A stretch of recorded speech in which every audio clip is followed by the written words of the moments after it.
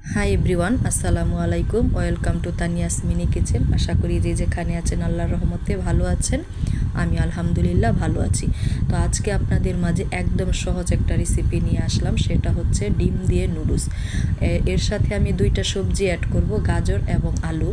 তো নুডলস রান্না করতে করতে কী কী উপকরণ লাগে সেগুলো আমি আপনাদের স্ক্রিনে দেখিয়ে দিচ্ছি। চলুন নুডলস রান্না করতে করতে আপনাদের সাথে একটা কথা শেয়ার করি। আমাদের সমাজে কিছু কিছু পুরুষ মানুষ ভাইয়েরা তাদের স্ত্রী অসুস্থ হলে বাপের বাড়ি পাঠিয়ে দেয়। এই জিনিসটা আমার একদম ভালো লাগে না। কেন রে ভাই? স্ত্রী যদি আপনার সেবা যত্ন করতে পারে, আপনার সন্তানদের লালন পালন করতে পারে, আপনার বাবা মায়ের সেবা যত্ন করতে পারে, আপনাদেরকে রান্না বান্না করে খাওয়াতে পারে, সেই স্ত্রী যদি অসুস্থ হয় তাকে আপনারা সেবা করবেন, তা না করে আপনারা কেন বাপের বাড়িতে পাঠিয়ে দেন? এই জিনিসটা না আমি জাস্ট নিতে পারছি না।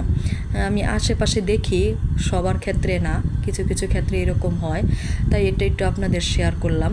শেয়ার করতে করতে আমার নুডলস রান্না হয়ে গেছে। তা আশা করি আপনারা দেখছেন কিভাবে আমি নুডলসটা রান্না করেছি।